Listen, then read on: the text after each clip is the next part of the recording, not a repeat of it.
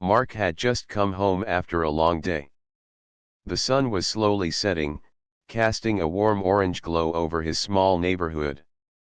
It was a quiet place where everyone knew each other, or at least, they thought they did. Mark liked his house, a simple place with a small garden and a front porch where he often sat to think. After years working as an FBI agent, he appreciated calm moments like these. That evening, Mark was relaxing on his couch, reading a book, when he suddenly heard a sharp knock on the front door. It was louder than usual, and it made him pause. He wasn't expecting anyone. He put the book down and stood up, walking to the door slowly. He looked through the peephole and saw two men standing there. They did not wear uniforms. Instead, they had plain clothes, dark jackets and pants, but each had a badge clipped to their belt. The badges said HOA Police. Mark was confused. He had never heard of HOA Police. HOA meant Homeowners Association, the group that took care of neighborhood rules and fees. But police? That was strange. Mark opened the door carefully. "Good evening," one of the men said, his voice serious. "We are here on behalf of the Homeowners Association. You are under arrest for violating HOA rules." Mark's eyes widened. Arrest? For HOA rules? He wasn't sure what to say. It felt like a bad joke. Arrest? Mark repeated, trying to keep his voice calm. "Yes," the man said. "You have ignored several warnings about the decorations in your front yard. This is a serious offense." Mark looked at the man and then at his companion. Both men looked very serious. Neither smiled or showed any kindness. "Can you please tell me which rules I have broken?" Mark asked. The second man spoke this time. "You have placed unauthorized lawn decorations. These gnomes here, by your garden, are not allowed." Mark glanced toward his small garden. There were 3 small garden gnomes, simple statues he had bought years ago. He loved those gnomes. They made him smile. They were not loud or colorful. Just small, harmless decorations. He shook his head. "I never received any warnings. I didn't know these gnomes were a problem." The man pulled out a small folder and said, "You have been warned. Notices were sent. You ignored them." Mark frowned. He did not remember any letters or messages. Maybe he had missed something? But arrest? That was too much. "Look, I don't understand why you're acting like police officers. The HOA can fine me, but arresting me? That is not legal," Mark said firmly. The first man narrowed his eyes. "We have authority here. You can come with us." Mark took a step back inside the house. Something felt wrong.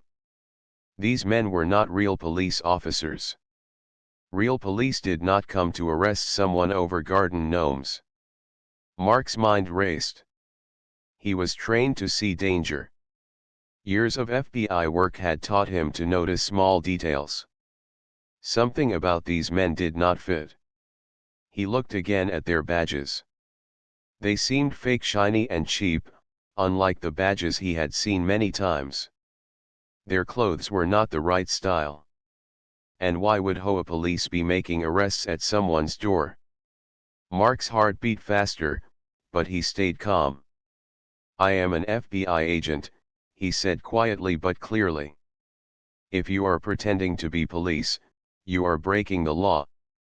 I advise you to leave now before this becomes a bigger problem." The 2 men exchanged nervous looks. For the first time, their confident expressions wavered. Mark's hand moved toward his pocket, where he kept his own FBI badge. He was ready to show it if needed. "Look, I don't want trouble. But I won't let anyone use fake authority to scare me," Mark said. The men hesitated. Then, without another word, they turned and walked away down the street. Mark closed the door and locked it. His hands were shaking slightly. Who were those men? Why had they come to his house? And why did they try to scare him? He went to his window and looked outside. The men disappeared into the distance, but Mark knew this was not over.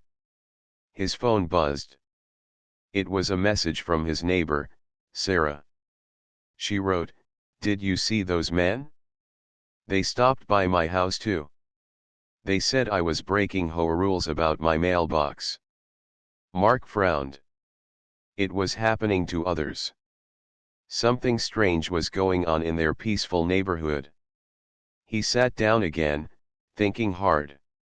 The men had tried to arrest him. But who were they really? Fake police? Scammers? Or something worse?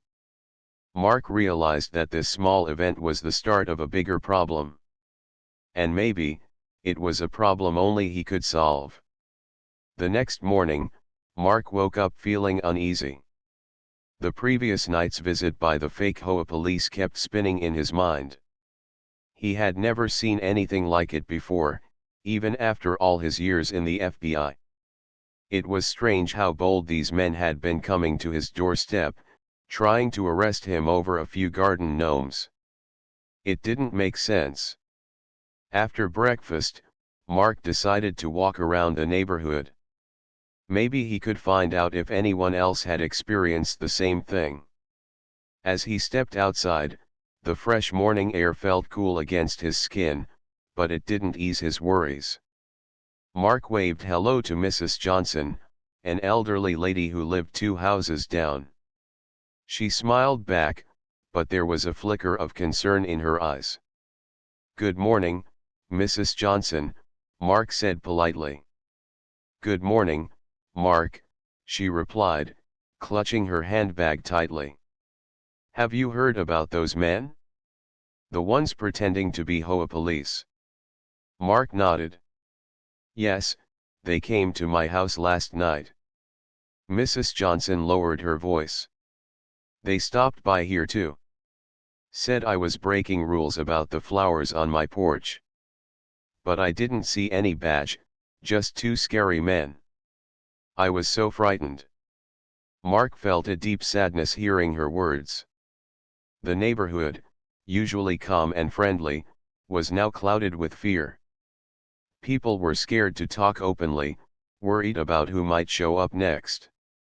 As Mark continued walking, he saw more neighbors outside, talking quietly in groups.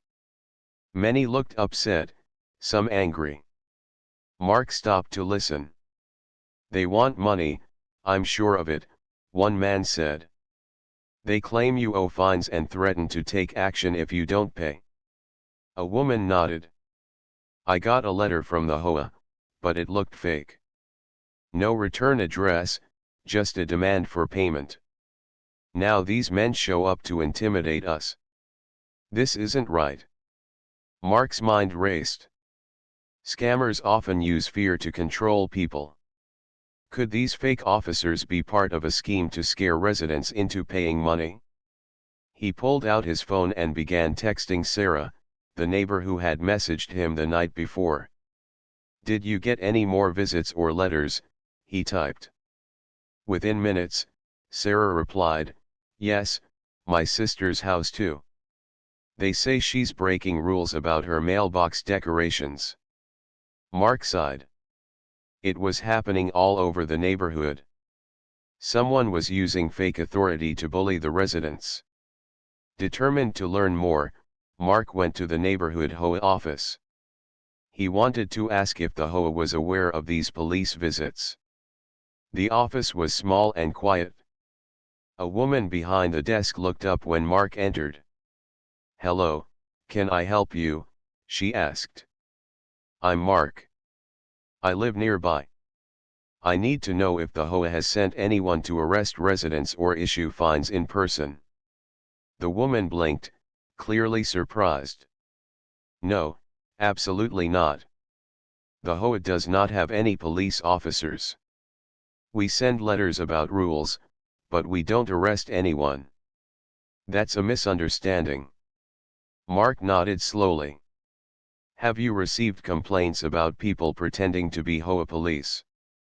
She frowned and shook her head. Not until recently. Now that you mention it, several residents called to ask if these visits were real. We told them no, they are scams. Mark's suspicions were confirmed. These men were scammers trying to use fear to make neighbors pay fake fines. He thanked the woman and stepped outside. The sun was higher now, and the streets were quieter. But Mark knew the peace was fragile. Later that day, Mark met with his friend Sam, a local police officer who had worked in the neighborhood for years. Sam, Mark said, there's a scam going around.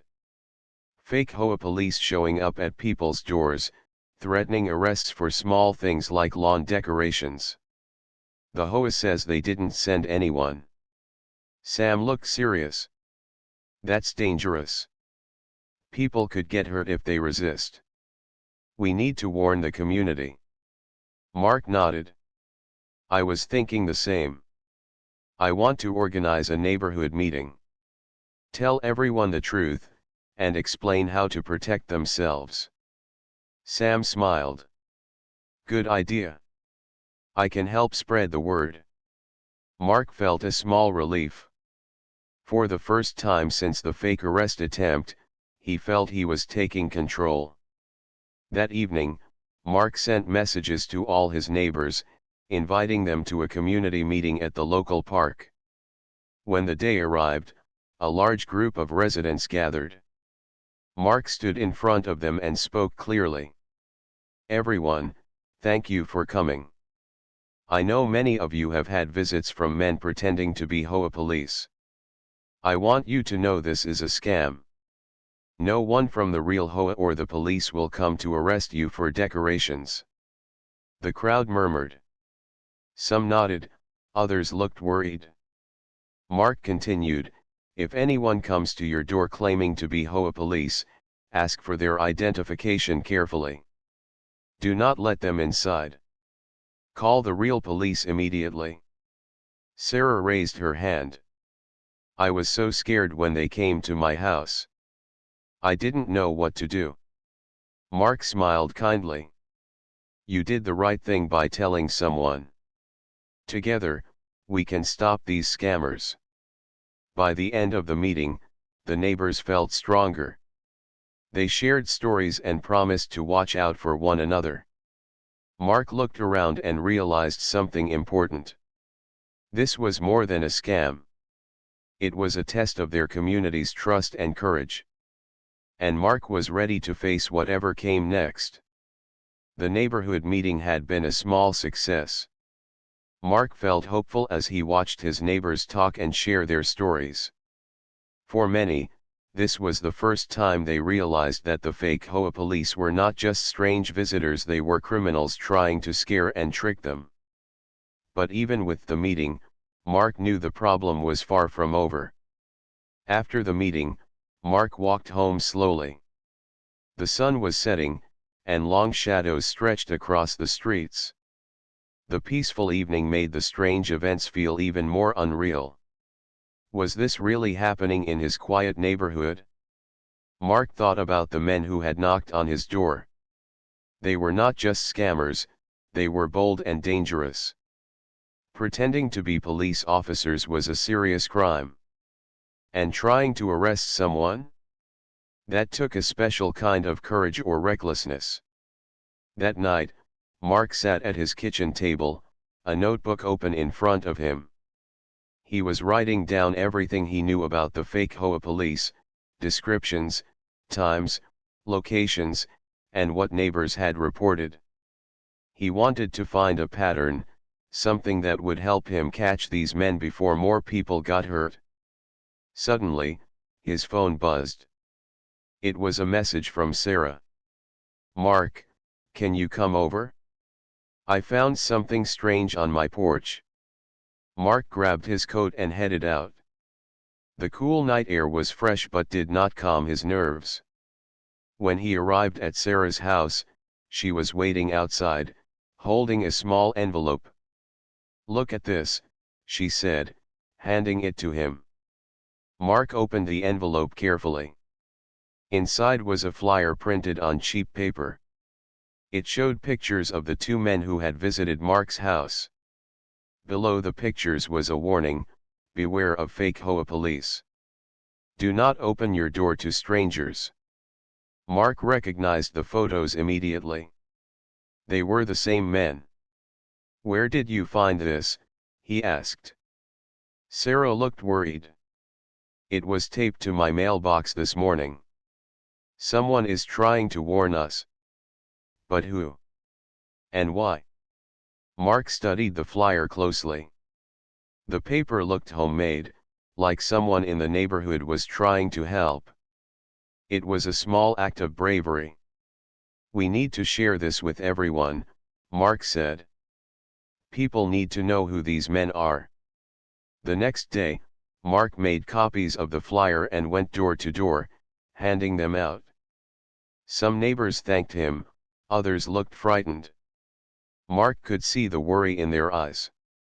Back at home, Mark sat down at his computer. He searched for anything about fake HOA police scams, hoping to find clues. After hours of reading, he found news stories about similar scams in other cities, people pretending to be officers, demanding money, threatening arrests. The stories were all too familiar. Mark realized the fake officers might be part of a larger group. This was not just a local problem. That evening, Mark received another call. It was from Sam, the police officer. "Mark, we have a report. Someone saw the two men near the shopping center, talking to another person. It looks like they're planning something." Mark felt a cold chill. Planning something? Were they coming back? "I'll check it out," Mark said. Mark drove to the shopping center and parked his car where he could watch without being seen. He waited patiently. After about 20 minutes, he saw the two men arrive, talking quietly with the third man. They looked around nervously, then started walking toward the nearby park. Mark followed at a distance. At the park, the men stopped near a playground and spoke in low voices. Mark listened carefully. "They say some residents don't want to pay the fees," one of the men said. "We'll make them understand." The third man nodded. "They won't have a choice." Mark's heart beat faster. These men were planning to scare the neighbors even more, maybe worse than before. He pulled out his phone and quietly called Sam. "They're at the park, planning something," Mark whispered. Sam's voice was steady. "Stay safe. We're on our way." Minutes later, police cars arrived and surrounded the men. The three looked surprised, then tried to run, but officers caught them quickly. Mark watched as the men were handcuffed and taken away. The relief was immediate. The threat was over for now. Back at home, Mark felt tired but proud. He had stopped the fake HOA police and protected his neighbors. The next morning, Sarah knocked on his door. "Thank you, Mark," she said softly. "You saved us." Mark smiled. "We saved each other. That's what neighbors do." As the sun rose higher, Mark looked out at the neighborhood. The shadows were gone, replaced by warm light. The peace was returning. But Mark knew he had to stay ready. Sometimes, danger hides in quiet places. And sometimes, the bravest thing is to face it head on. The morning after the arrest, the neighborhood felt different. There was a quiet calm, but it was the kind that comes after a storm. Mark stood on his porch, watching the street slowly fill with people leaving for work or walking their dogs. The usual smiles and greetings were there, but beneath them was a layer of worry that didn't disappear so quickly. Mark thought about the men taken away by the police just hours ago. They were dangerous, no doubt, but the fear they left behind was something else entirely. The neighbors had been scared not just of those men, but of what might happen next. He walked down the street to Sarah's house. She was sitting on her porch with a cup of tea, looking out at the neighborhood. "Morning, Sarah," Mark said softly.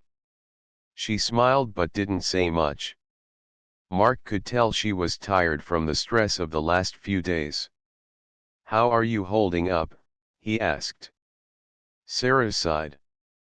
"Better now that those men are gone, but I can't stop thinking about what would have happened if you weren't here." Mark shook his head. "You don't have to thank me. I'm just glad no one got hurt."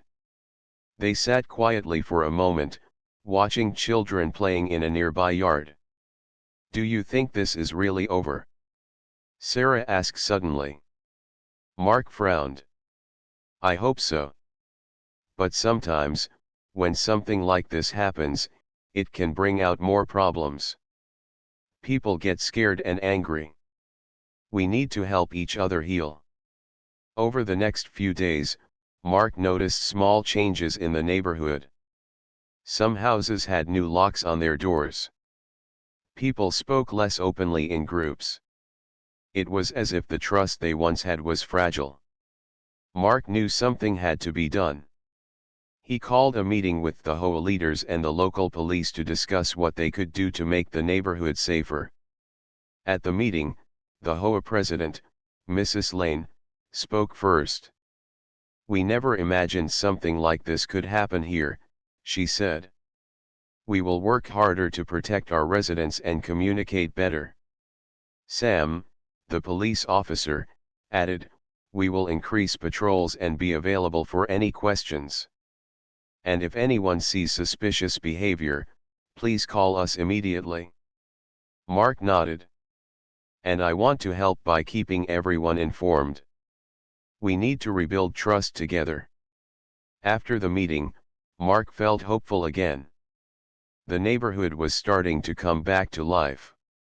That weekend, Mark and some neighbors organized a small block party. It was simple, just food, music, and a chance to smile again. Families gathered, children ran around, and laughter filled the air. Sarah came up to Mark, holding a plate of cookies. "This is nice," she said. "It feels like we're a real community again." Mark smiled. "That's the goal." But even as the party went on, Mark kept an eye on the streets. He knew peace could be fragile. One evening, as Mark was locking up his house, he noticed a car slowly driving by. The windows were tinted, so he couldn't see the driver. But something about the way the car moved made Mark uneasy. He stepped closer and saw a small note stuck under the windshield wiper. Mark picked it up and read, "You don't know everything." His heart skipped a beat. Who had left this note? Was someone trying to warn him? Or was it a threat? Mark thought about the recent events. Maybe the fake HOA police were not working alone. Maybe there was someone bigger behind all of this. He called Sam immediately. "Sam, I found a note on my car. It says, 'You don't know everything.'" There was a pause on the other end. "That's not good, Mark. Be careful." Mark promised to stay alert. That night, he sat at his kitchen table, thinking. The note was a reminder that even though the men were caught, the story wasn't finished. Mark knew he had to dig deeper. He couldn't let his neighbors live in fear. He had to find out who was really behind the fake HOA police. He looked around his quiet home and felt a strong sense of responsibility. This neighborhood had become more than just a place to live. It was a community of family. And Mark was ready to protect it, no matter what. After receiving the mysterious note, Mark's mind was restless. The message was short but clear: someone was watching him, and the problem wasn't yet solved. He knew that to protect his neighborhood, he had to find out who was behind the fake HOA police and what their plan really was. The next morning, Mark began his investigation quietly. He didn't want to scare his neighbors, but he needed answers. First, he revisited the local HOA office. Mrs. Lane greeted him warmly. "Mark, it's good to see you again," she said. "How can I help?" Mark smiled but kept his voice serious. "I need access to all HOA records about complaints, fees, and communications from the past year. Anything that might show unusual activity." Mrs. Lane nodded slowly.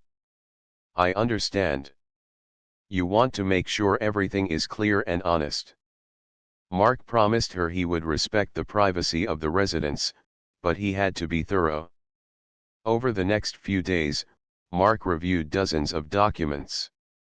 He noticed some strange patterns: several complaints about lawn decorations and mailbox rules that didn't seem to come from real neighbors. Instead, they appeared as if someone was sending fake letters to cause confusion.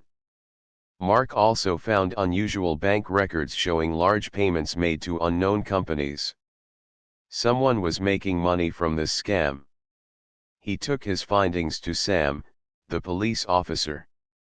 "This isn't just about fake arrests," Mark explained. "It looks like someone was trying to scare residents into paying fees to fake companies." Sam frowned. "That's serious. We need to trace those payments and find who's behind this." Mark nodded, feeling the weight of responsibility. He knew this would take time, but he was ready. Meanwhile, the neighborhood was slowly returning to normal. The block party had helped, but the fear from recent weeks still lingered. Mark decided to visit some neighbors to talk about what he had learned. He wanted them to feel safe and informed.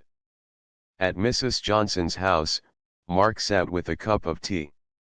"Mrs. Johnson, I want you to know we are working to stop the people behind this scam," Mark said gently. The elderly woman smiled weakly.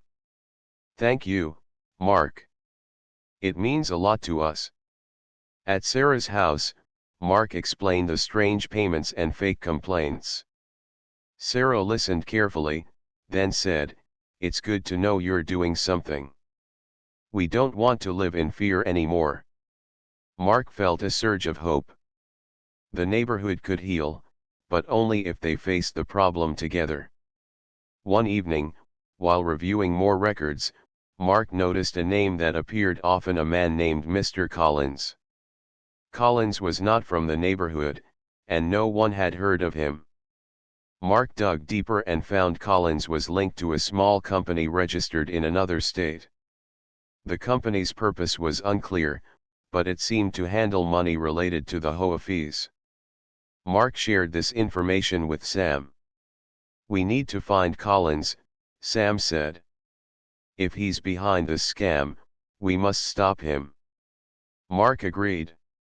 He started checking public records and social media, trying to find any trace of Collins.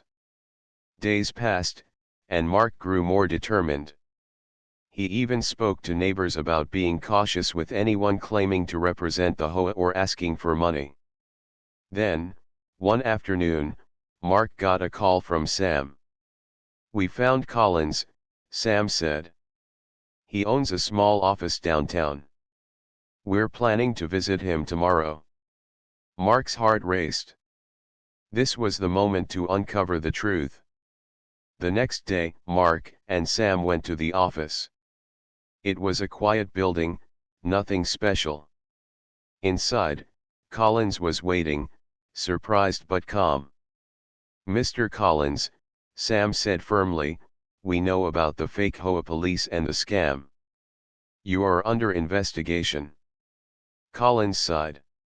"Look, I only wanted to make some money. I didn't hurt anyone." Mark stepped forward. Scaring people and pretending to be police is serious.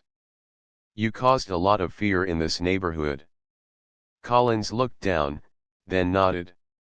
The police took him into custody.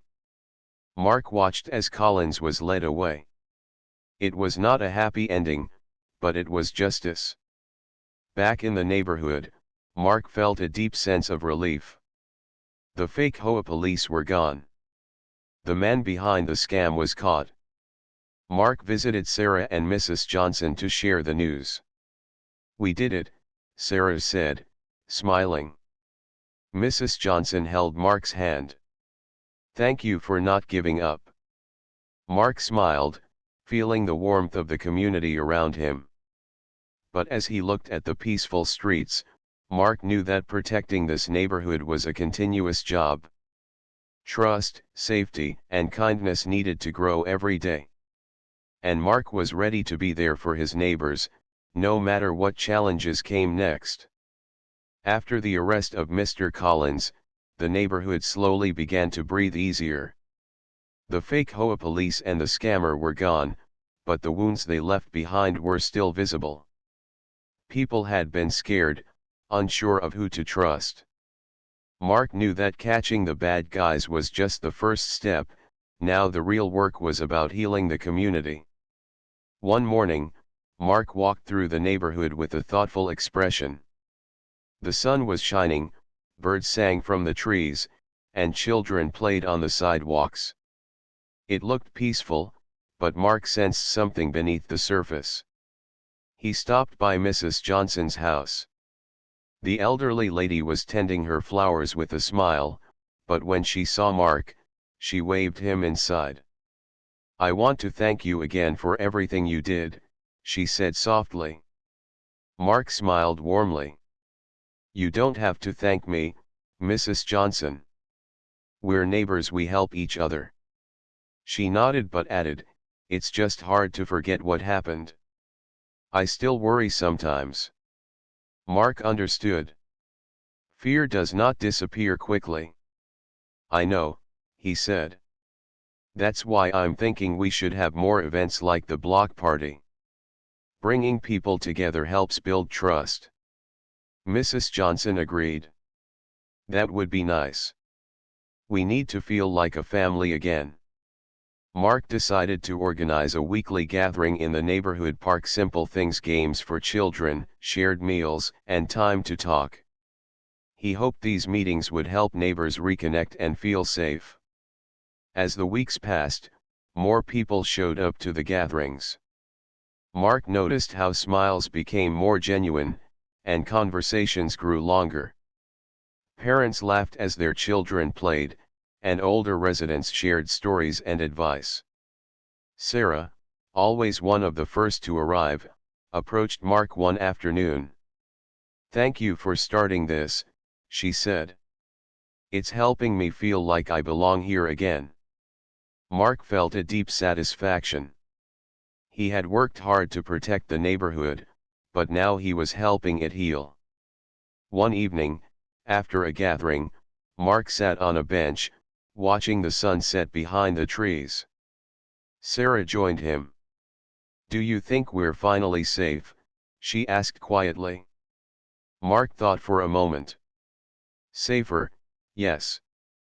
But safety is not just about catching bad people.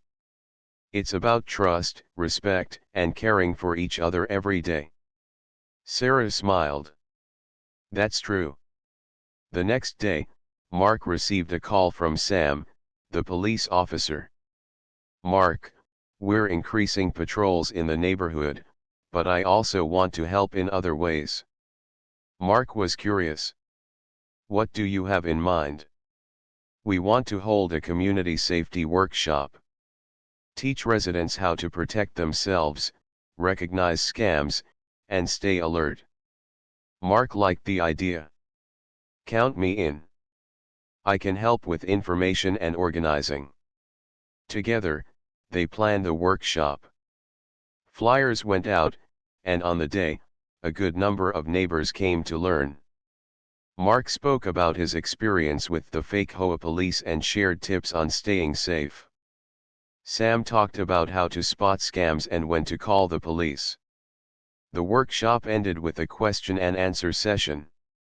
Neighbors asked thoughtful questions, showing they were eager to be more aware. Mark felt proud watching everyone participate. The neighborhood was becoming stronger, more prepared. Later, Mark visited Mrs. Lane, the HOA president. "I'm glad to see the community coming together," she said. Mark nodded. "We have to keep working as a team." Mrs. Lane smiled. "And I promise the HOA will do better communicating with residents. We want to build trust, not fear." Mark was pleased to hear this. It was important that the HOA showed they cared. As the days grew warmer, Mark continued his work. He helped neighbors with small repairs, checked on the elderly, and joined in community activities. One afternoon, as Mark returned home from a walk, he noticed a new family moving in next door. A mother and 2 children were carrying boxes inside. Mark walked over and introduced himself. "Welcome to the neighborhood," he said kindly. The mother smiled. "Thank you. We've heard good things about this place." Mark felt hopeful. The neighborhood was healing and growing. That night, Mark sat by his window, looking at the quiet street. He thought about the challenges they had faced, the fear, the lies, and the danger. But he also thought about the kindness, courage, and hope that had brought them through. Mark knew that no matter what happened next, the neighborhood was ready. Together, they would face it. Together, they were stronger. The neighborhood had changed.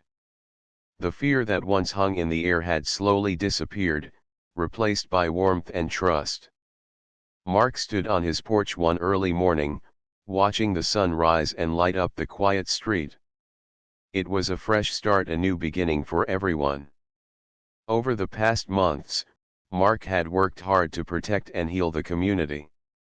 The fake HOA police were gone, the scam was stopped, and neighbors were closer than ever before. But what mattered most was how people had come together, supporting one another through difficult times. That morning, Mark's phone buzzed. It was a message from Sarah. "Morning. The kids want to organize a neighborhood cleanup day. Want to join?" Mark smiled. He loved the idea. Small acts like this built a strong community. "I'm in," he replied. By noon, several families had gathered in the park, ready to clean and plant flowers.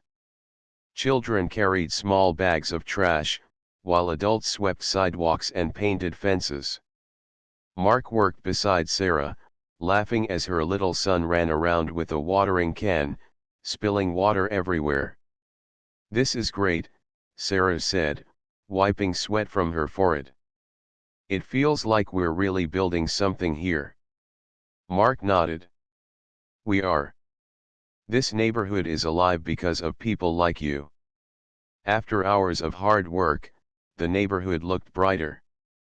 New flowers bloomed in gardens, benches were freshly painted, and sidewalks were clear. Neighbors stood together, admiring their work.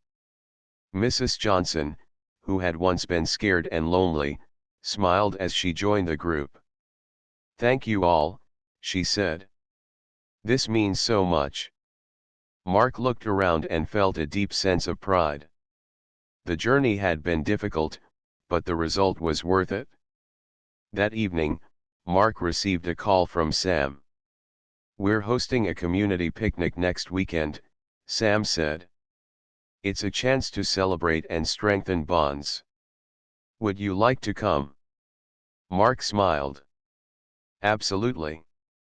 It's been a long road, and it's time to enjoy the peace we fought for." The picnic was full of laughter, music, and good food. Neighbors shared stories, and children played games. Mark found a quiet moment to talk with Mrs. Lane, the HOA president. "We've learned a lot," she said. the HOA will be more transparent and work closely with the community. Mark was pleased. That's the best way forward. Later, Sarah came to Mark's side. I want to thank you again, she said softly. You didn't just protect us. You helped us believe in each other again. Mark smiled, feeling grateful. We all did it together. As the sun set, Mark looked around at the happy faces. The neighborhood had become more than just a place to live, it was a family. That night, Mark sat by his window, thinking about everything that had happened. He remembered the fear and confusion when the fake HOA police came. How uncertain and worried everyone had been. He thought about the long days of investigation, the meetings, and the calls to neighbors. But most of all, he thought about the strength they found as a community. Mark understood that peace was not something given, it was something built, step by step, through kindness and courage. He felt ready for whatever the future might bring. Because now, the neighborhood was not just a place on a map. It was a home, full of people who cared for one another. And that made all the difference.